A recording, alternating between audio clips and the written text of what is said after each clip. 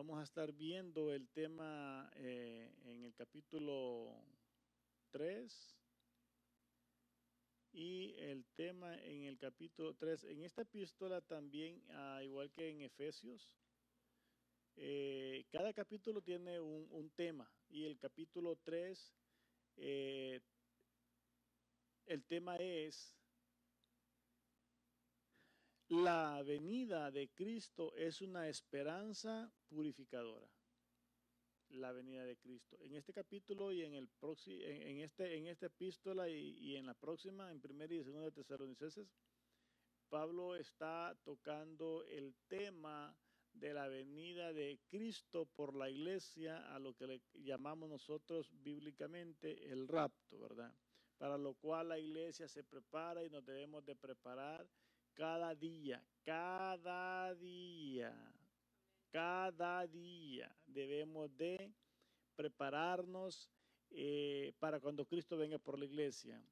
Entonces, si el tema del capítulo 3 es la venida de Cristo, es una esperanza purificadora, ¿qué significa una esperanza purificadora? ¿Qué significa?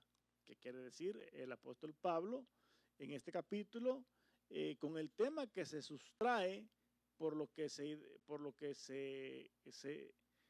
puede ver en el capítulo 3, todo lo que las cosas que trata el apóstol Pablo? Entonces, ¿qué significa una esperanza purificadora? Esto significa y quiere decir que tendremos cada día una vida transformada, una vida de cambios, una vida diferente cada día, practicando la voluntad de Dios, poniendo en práctica los mandamientos de Dios y creyendo a las promesas de Dios. Entonces, esta vida debe de ser una vida agradable a Dios y de beneficio para todos los demás. Aquí vamos a ver un punto en el que la vida de cada uno de nosotros tiene que ser de bendición mutuamente, de bendición, no de maldición, ¿verdad? Debe de ser de ánimo, no de desánimo, ¿verdad? Entonces, esa es la vida que se está preparando para la venida de Cristo por la iglesia, y es la vida que mientras espera se disfruta en esta vida y se comparte con los demás. Así de que la iglesia debemos de vivir una vida victoriosa cada día. ¿En qué sentido? En el sentido de vivir una vida que se está santificando, que se está purificando, ¿verdad? Así de que pasando después de la breve explicación del tema del capítulo 3, vamos a la primera parte de los versos 1 al 4 para ir entrando en materia. En los primeros 4 versos empieza el apóstol Pablo diciendo por lo cual no pudimos soportar más, acordamos quedarnos solos en Atenas y enviamos a Timoteo, nuestro hermano. Fíjense bien cómo lo menciona. Dice a Timoteo, nuestro hermano, servidor de Dios y colaborador ¿de qué? ¿Y colaborador de qué? Será parte del evangelio. Ya vamos a ver ahorita en estos versos la preocupación de Pablo. Y vamos a ver, aquí el apóstol Pablo está mostrando la calidad de hombre que era Timoteo y en qué era calidad de hombre. Y dice que era servidor de Dios y colaborador nuestro en el evangelio de Cristo para confirmaros y exhortaros respecto a vuestra fe.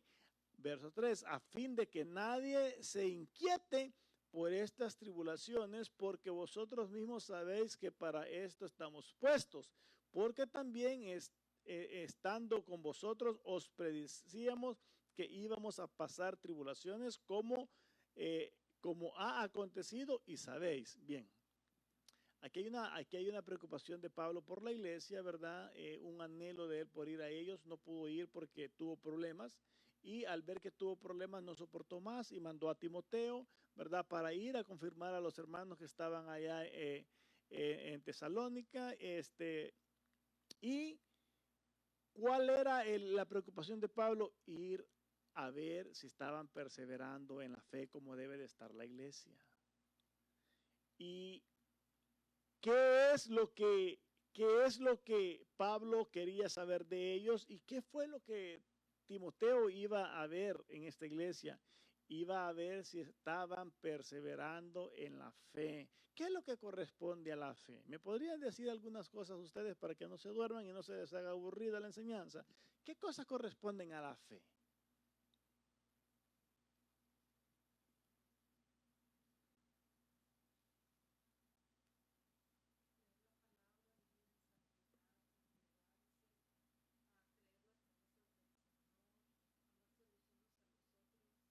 ¿Qué más? ¿Qué más corresponde a la fe?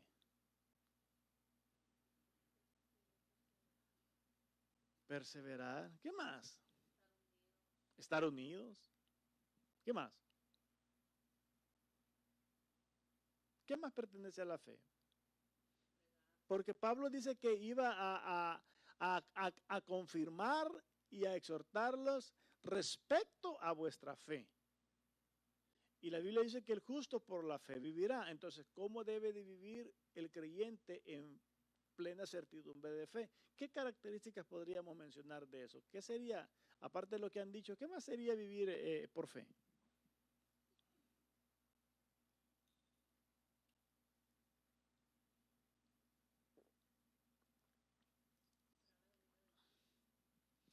¿Cómo, cómo se espera por algo? ¿Me podrían decir cómo se espera por algo?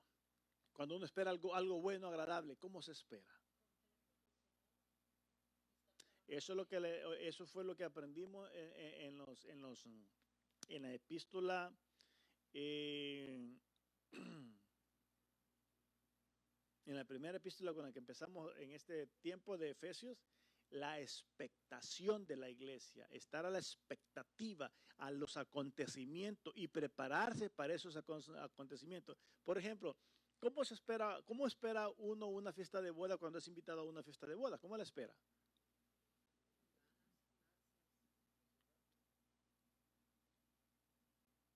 ¿Con tristeza o con alegría? ¿Enojado porque lo invitaron? ¿Quejándose porque lo invitaron? ¿Preparándose con la ropa que quiere llevar esa ocasión?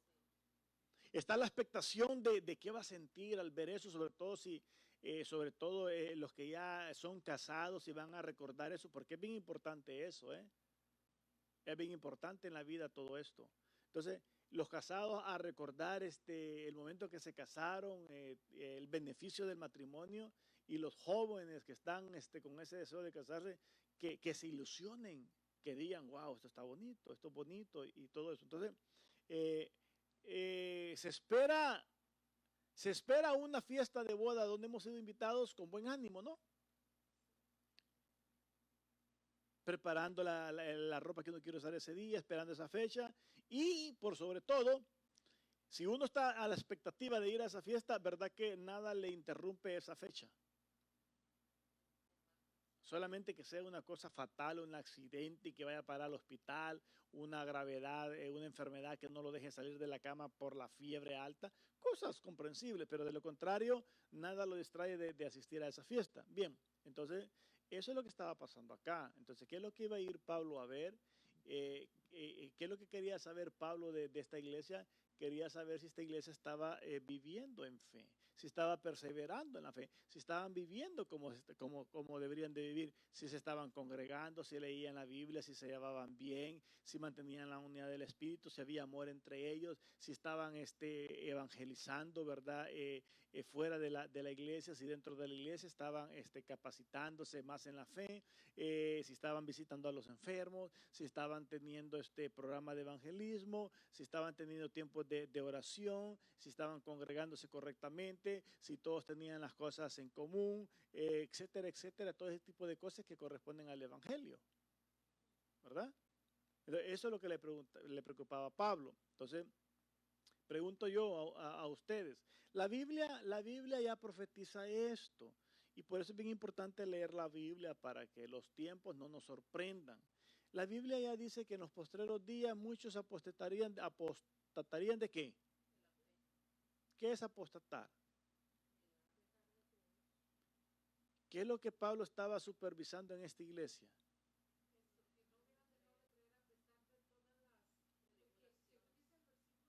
Habían tribulaciones, había tribulación. Y el mismo Pablo había tenido mucha tribulación por la cual no había podido ir y desesperado acordaron mandar a Timoteo, ¿verdad? Entonces en los postreros días dice la Biblia que muchos apostatarían de la fe y se está viendo en abundancia.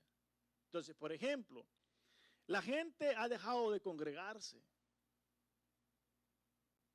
ha dejado de mostrar fe en el evangelio. Porque cuando yo dejo de congregarme, ya mi fe en esa área está menguando. Han dejado de leer la Biblia, han dejado de orar. ¿Cómo se nota que un creyente deja de leer la Biblia y de orar? ¿Cómo se nota? ¿Cómo se nota? Porque se queja por todo. Se queja por todo. Porque reniega por todo. Porque ya nada le satisface donde está. Porque es negativo a amarse con los hermanos en la congregación, ¿verdad? Entonces, es bien fácil saber cómo, cuando le da lo mismo ir o no a la iglesia, aparecerse una vez a la semana, una vez a los 15 días, una vez al mes, un par de veces al mes, le da lo mismo, ¿verdad?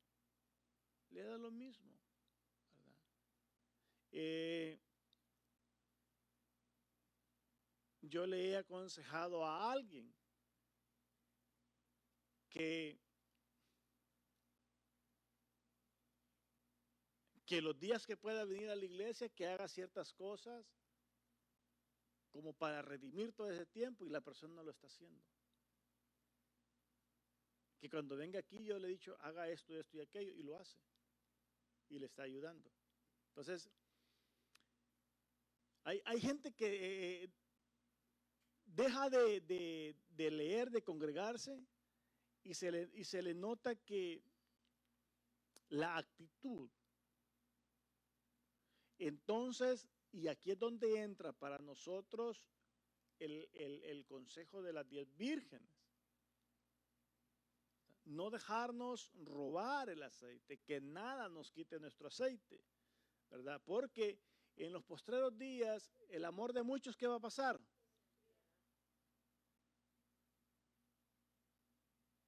¿Verdad? Entonces, y eso lo estamos viendo. Ahora, toda esta epístola, primera y segunda, esta epístola, ambas hablan, más que todo, primera habla de la venida de Cristo por la iglesia, del rapto, y que obviamente debemos de prepararnos para eso. Y eso es lo que a Pablo le preocupaba, ¿verdad? A esta iglesia, las tribulaciones que le habían venido podían ser un peligro para que abandonaran la fe. Y eso le preocupaba a Pablo. Pero hoy en día no estamos viendo eso con la iglesia, sino que estamos viendo meramente un descuido, porque si fuera una distracción completa, afectara a toda la iglesia en términos general, o a una congregación completa. Pero no.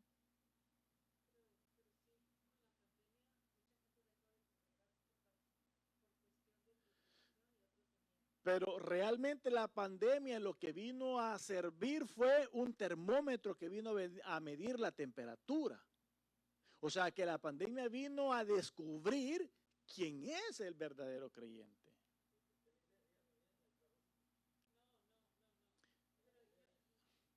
Es que como este asunto es de fe y es espiritual, y a la iglesia eso es lo que le importa, ¿verdad? Que aprendamos ese punto, porque si bien es cierto, el trabajo es lo que nada abandonamos, es donde más queremos estar, ¿verdad? Y la iglesia se abandona prácticamente en algunas vidas, ¿no? Entonces, realmente debemos de tratar de velar, de perseverar hasta el final, porque esta iglesia estaba perseverando. Pablo se anima cuando escucha el reporte que le trae Timoteo. Entonces, vemos aquí que lo que a Pablo le preocupaba era la vida espiritual de ellos, que estuvieran haciendo lo correcto, lo debido. Ahora, ¿qué es lo que se hace dentro de cada congregación, de cada ministerio? ¿Qué es lo que se hace? ¿Por qué el recordarles de congregarse, de leer la Biblia, de orar, de involucrarse en todo el trabajo de la iglesia? ¿Cuál es el problema? ¿Cuál es la situación? ¿Por qué se enfoca siempre en eso? Porque es la manera de guardar la fe y de mantenernos perseverando hasta el final. Porque ¿por qué tantos ahora van quedando en el camino? ¿Por qué? Porque les da lo mismo, oyendo no oyen y mirando no miran, oyendo no oyen. Entonces, a Pablo le preocupaba este asunto, ¿no? Entonces, dice el segundo punto, que habla con respecto a la preocupación de Pablo definiéndola en el verso 5. Dice el verso 5, por lo cual también yo, no pudiendo soportar más, envié para informarme de vuestra fe, no sea que os hubiese tentado el tentador y que nuestro trabajo resultase en vano. Yo quiero explicar algo acá. Pablo aquí estaba preocupado por las tentaciones, ¿verdad? Lo que el diablo pudiera ponerles. Preocupado que las tentaciones no apartara a esta iglesia del llamado a la vida eterna. Y hay algo que aquí deberíamos de pensar, ¿verdad? Si esta preocupación debería de existir en toda una congregación, en cada congregación, si esta preocupación debería de existir. Pablo aquí está diciendo que a él le preocupa que Satanás los hubiera tentado y que abandonaran la fe, ¿verdad? Entonces, Pablo manda a Timoteo para que si algún problema había, que los animara, que les enseñara, ¿verdad? Pero cuando Pablo manda a Timoteo y Timoteo llega allá y regresa con el informe, todo estaba bien, gracias a Dios. Todo estaba bien. Entonces, pregunto yo, ¿debería de preocuparnos a nosotros mutuamente, a todos, cuidarnos las espaldas? Deberíamos. ¿Qué hacemos nosotros cuando hay un murmurador en la congregación? ¿Qué actitud tomamos? Cuando alguien no está a gusto, en la congregación, ¿qué actitud nosotros tomamos? Le decimos, oh hermano, oh fulano, tiene razón, usted tiene razón, lo que se está viendo no es correcto. ¿Qué actitud tomamos nosotros cuando alguien, porque lo que es el chisme, la murmuración, ¿cómo se llama esta otra cosa? Cuando uno ya no está conforme, no está a gusto, está renegando de todo. La silla, por ser confortable, aguadita, no le gusta porque se hunde. Si es dura, porque el hueso topa con la cosa dura de la silla. En fin, todo ese tipo de cosas, ¿no? O sea, ya la persona cuando ya Satanás le minó su mente y su corazón, se queja del aire acondicionado en el en el calor, y se queja del heater en el frío. ¿Verdad que no tiene sentido? Pero así es una persona cuando ya Satanás ya Ya le tocó la mente y ya le tocó el corazón. ¿Cuál es la posición y cuál debería ser nuestra posición ante una escena de esas?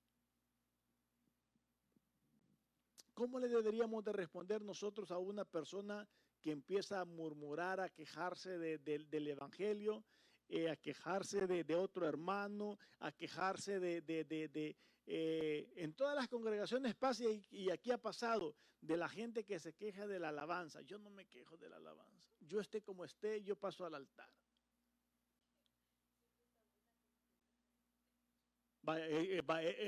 Esa debería ser la opinión de todos, ¿verdad? Pero hay gente que se queja de la alabanza. ¿Y qué terminan? Dejando de adorar. Entonces ¿qué actitud tomamos nosotros cuando escuchamos esos comentarios del creyente? Cuando un creyente escucha a otro creyente quejarse. E incluso, e incluso, e incluso, cuando un creyente se queja de su propio trabajo, ¿qué actitud tomamos nosotros ante todo eso? ¿Qué actitud tomamos nosotros? Salgamos un poquito de la congregación cuando se queja del vecino o del carro que carga que ya no le gustan, que esté nuevo, pero no le gusta. ¿Qué actitud tomamos? Cuando debemos de ser agradecidos solamente por despertar cada mañana y ver un nuevo día. Porque el chismoso, el murmurador y el que se queja de todo es porque está vivo. Es porque ese día en la mañana había un nuevo día. ¿Qué le decimos si se está quejando de la vida? ¿Cómo le respondemos? Cuanto más se está quejando del Evangelio. ¿Cómo le contestamos a una persona así? ¿Le decimos que deje de hacer eso porque si no, no va a entrar al cielo? ¿O le decimos, está bien lo que usted piensa, de todos modos igual va a entrar al cielo? Sobarle la espalda, ¿verdad? No se puede. Entonces, aquí a Pablo le preocupaba que esta iglesia estuviera siendo tentada por Satanás y que a causa de la tentación abandonaran el Evangelio, que se olvidaran de santificarse y de prepararse para la venida de Cristo por la iglesia. Entonces, ¿qué actitud debemos de tomar nosotros? ¿Qué actitud ante esas cosas? ¿Verdad?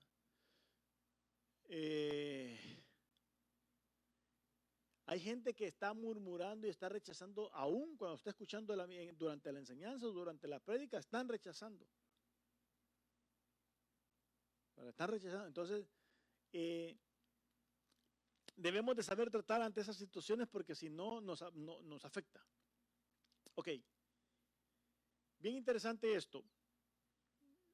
Al final de este capítulo vamos a leer el verso donde Pablo está haciendo referencia en cada uno de los capítulos de esta epístola a la venida del Señor Jesucristo y que en base a eso debemos de prepararnos, ¿verdad? En base a todo lo que trata en cada capítulo de esta epístola. Entonces, alguien que aliste, pero todavía no lea, que me ayude a leer Mateo 24:13, pero yo le voy a decir en qué momento. Mateo 24:13. En esta otra parte, en este otro punto que es relativo a lo anterior, esa preocupación de Pablo por los tesalonicenses a que hubieran sido tentados por Satanás y abandonaran la fe, ¿qué tema está tocando Pablo? ¿Qué tema de Cristo estaba Pablo abordando aquí? Todas las epístolas y cada tema de cada epístola aborda un tema de Cristo. ¿Qué tema de Cristo en esta ocasión el apóstol Pablo está abordando aquí? En la preocupación de él por la iglesia. ¿Alguien que me lea Mateo 24:13, por favor?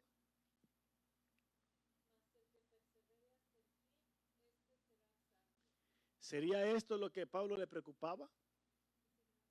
¿Que perseveraran hasta el final? ¿Verdad? Ahora, nosotros no podemos definir, esta persona ya se quedó ahí definitivamente. No, porque el día de la mañana puede hacer que se levante. Nosotros tenemos que seguir nuestro caminar con nuestra mirada en Cristo, el autor y consumador de la fe. El que ahorita se caiga de la gracia o abandone el evangelio, es probable que tenga chance o no tenga chance. Ese no es ese no es nuestro business. Eso es de Cristo. Nuestro negocio es yo perseverar cada día a pesar de, ¿verdad? Entonces, que se quede quien se quiera quedar en el camino. Yo no me quiero quedar. Entonces, Cristo dijo estas palabras, que el que persevere hasta el final, ese será salvo. ¿Será eso lo que estaba, el tema que estaba abordando el apóstol Pablo con estos hermanos de Tesalónica en esta ocasión de este capítulo 3? Claro que sí, ¿verdad? O sea, la iglesia debe de perseverar hasta el final, ¿verdad? Entonces, debemos de provocar ánimo y no desánimo. En el siguiente punto, versos 6 al 9. Nuevamente, aquí dice, ya habla del reporte Pablo, verso 6. Pero cuando Timoteo volvió de vosotros a nosotros y nos dio buenas noticias de vuestra fe, oigan, buenas noticias de vuestra fe, quiere decir que andaban caminando como era correcto, de fe y amor, y que siempre nos recordáis con cariño, deseando vernos, como también nosotros a vosotros. O sea, esto es lo que deberíamos de sentir todos, ¿verdad? El deseo de venir y vernos todos cada día de culto acá. Imagínense qué pasa y qué estará pasando y qué cosas pasan en la vida de los creyentes que se programan. Nosotros tenemos un programa de culto, pero hay creyentes que agarran su propio programa. Deciden a cuál venir y a cuál no venir. Hoy ando cansado, a aquel voy a ir, para este no porque estoy cansado.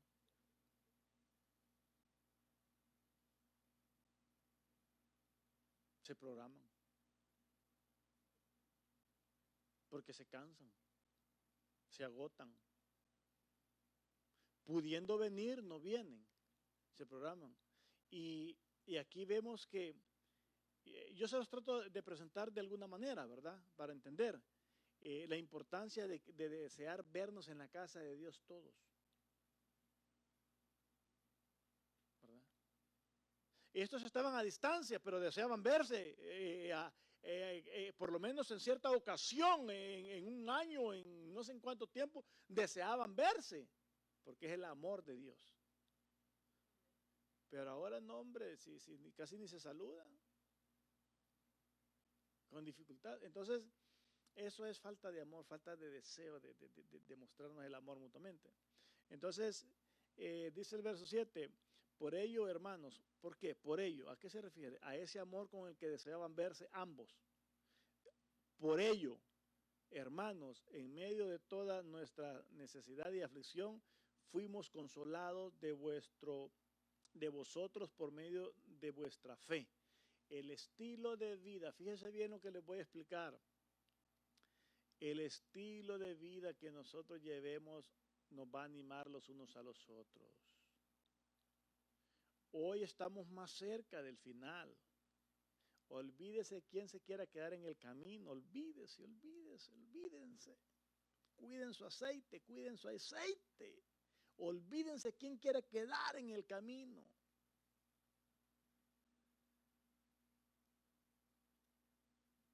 Porque lo que debe de haber entre nosotros es ánimo, no desánimo. ¿Qué ánimo va a provocar una persona que no quiere venir a congregarse y que después se quiere largar porque como dejó de congregarse y de leer la Biblia y de orar y de participar de la mesa de Cristo? Entonces le llegó el espíritu de enfriamiento. y se larga. ¿Y a quién puede animar eso? Y aquí dice Pablo que a ellos les fue de ánimo saber que aquellos estaban perseverando correctamente y que deseaban verse mutuamente. Entonces dice Pablo que eso a ellos los consoló, los animó.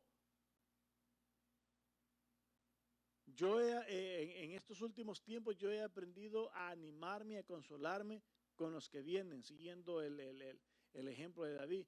Yo me alegré con los que me decían a la casa de Jehová iremos. Yo no me alegro con el que no quiera venir, mucho menos con el que no quiera estar aquí. Yo no me alegro ni me entristezco. Yo me alegro con los que quieran venir. Y los que sé que tienen problemas de horario de trabajo, le oro a Dios y espero que vengan. Y los extraño, a esos sí los extraño. Entonces, esto resultó para Pablo que a ambas partes, dice, los consolaba. Verso 8, porque ahora vivimos y vosotros estáis firmes en el Señor, por lo cual, verso 9, miren el verso 9. Verso 9 dice, por lo cual, ¿qué acción de gracias podremos dar a Dios por vosotros? A esto el apóstol Pablo le encontró que era motivo de darle gracias a Dios, pero con acción. No solamente en las palabras, sino que en la acción. Entonces, la vida del creyente, por el hecho de que somos redimidos y Dios nos da la vida cada día, nos provee lo que cada día necesitamos, nos saca de grandes apuros, de grandes dificultades, o sea, por aquellas dificultades grandes, fuertes que nos sacó hace 5, 6, 10 años a nosotros somos deudores todos los días de nuestra vida de Dios. Por aquel problema grave que nos libró hace 2, 3 años el Señor, ese no nos tiene que olvidar, por eso tenemos que estar agradecidos con Dios todos los días de nuestra vida. Con acción de gracias. ¿Y cómo es eso? ¿Cómo es eso con acción de gracias? Dice aquí el apóstol Pablo que él, de hecho, dando gracias a Dios en palabras y en acción, es como debemos de perseverar y eso nos va a dar garantía de perseverar hasta el final. Y aquí Pablo dice que él encontró que en esta ocasión y debido a este acontecimiento, encontró él que la acción de gracias que él iba a presentar delante de Dios por ellos, por todo el gozo con que nos gozamos a causa de vosotros delante de nuestro Dios, en el verso 10, orando de noche y de día, con gran insistencia para que veamos vuestro rostro y completemos lo que falta de vuestra fe. Y nosotros menospreciamos venir a vernos en la presencia del Señor y saludarnos y estar alimentándonos juntos, todos los que pertenecemos a la congregación, de darle la adoración a Dios y de escuchar la palabra de Él y poder aprender todos juntos y crecer todos juntos y caminar hacia el supremo llamamiento. La mayoría lo menosprecia.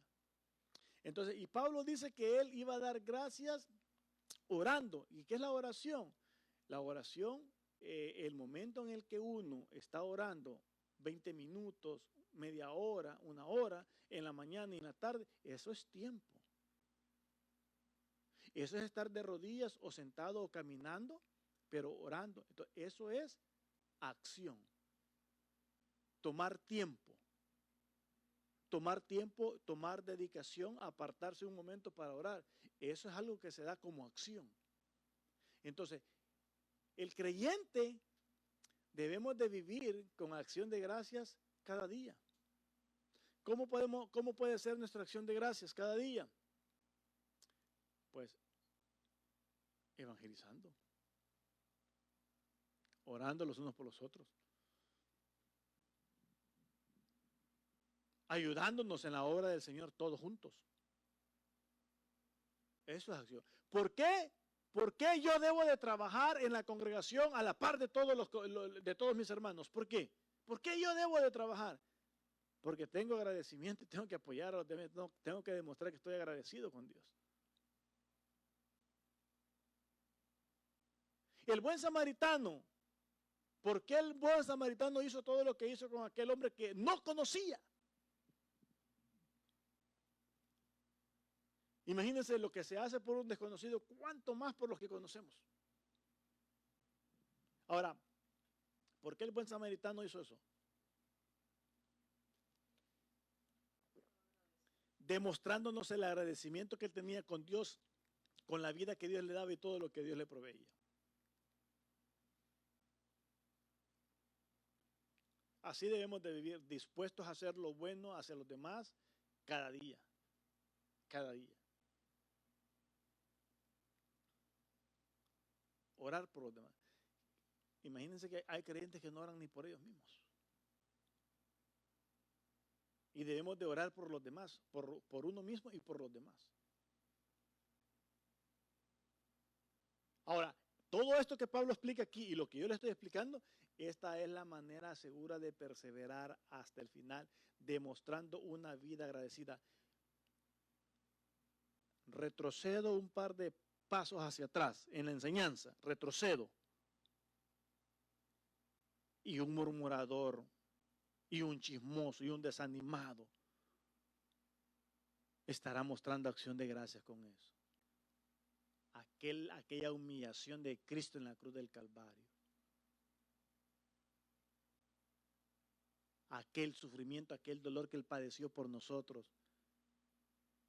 Aquello que Él hizo por nosotros, así se lo debemos de pagar. Murmurando, chismeando, quejándonos, sintiéndonos ofendidos por todo. Miren, hace poco se los decía.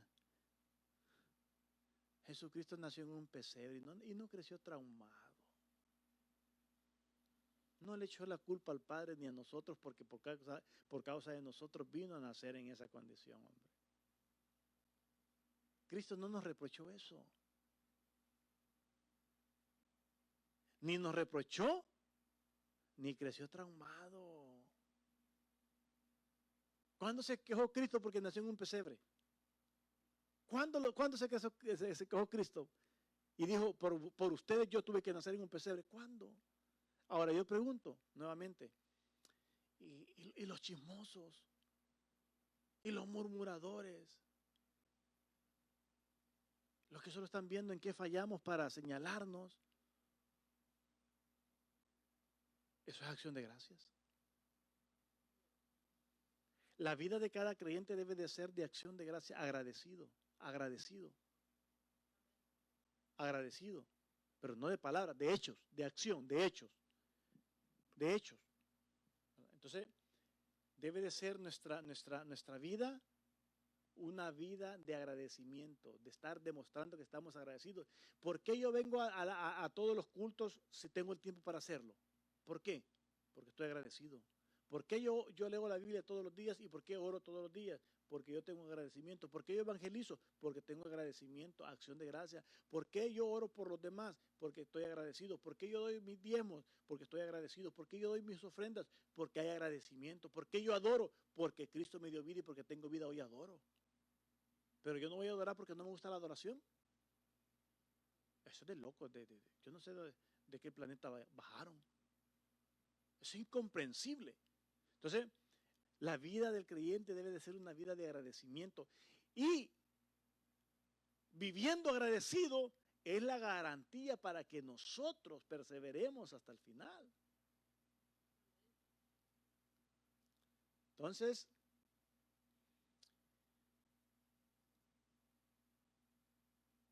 dejando el verso 9 y el 10, quiero ver si leí completo el 10.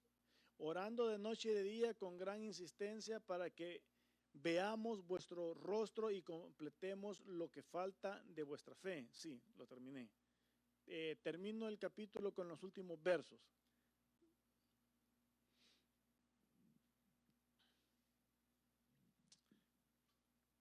Bien.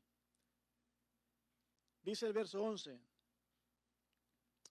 Mas el mismo Dios y Padre nuestro y nuestro Señor Jesucristo dirija nuestro camino a vosotros. Y el Señor os haga crecer y abundar en amor unos para con otros y para con todos, como también lo hacemos nosotros para con vosotros. Aquí viene el verso clave de cada capítulo de esta epístola, el tema que enfatiza el apóstol Pablo. Verso 13. Para que sean afirmados vuestros corazones, oiga bien, para que sean afirmados vuestros corazones irreprensibles en santidad delante de Dios, nuestro Padre, en la venida de nuestro Señor Jesucristo con todos sus santos. Entonces, ¿cuál es la preocupación del apóstol Pablo en esta epístola, en cada uno de los temas de estos capítulos? Es la preocupación de que nos santifiquemos y nos preparemos para la venida de nuestro Señor Jesucristo. ¿Verdad? Así de que la iglesia debería de preocuparse como Pablo. Toda la iglesia deberíamos de ser imitadores de Pablo y de los tesalonicenses, de preocuparnos los unos por los otros por nuestra salvación. Cuando nos animamos los unos a los otros y cuando nos ayudamos mutuamente, nos estamos apoyando para animarnos, para cuidar nuestra salvación hasta el final. ¿Verdad? Así de que lean el próximo capítulo para la próxima semana para que sea más comprensible para cada uno, ¿verdad? Para que valga la pena el estudio. Y miren que los tiempos no están malos, están bien malísimos. Los tiempos están bien malísimos y igual están para todas las congregaciones, ¿verdad? Hay que velar, hay que cuidarnos. Bien, pongámonos de pie, vamos a orar. Padre nuestro, Dios Todopoderoso, le adoramos, le bendecimos y le damos gracias, amado.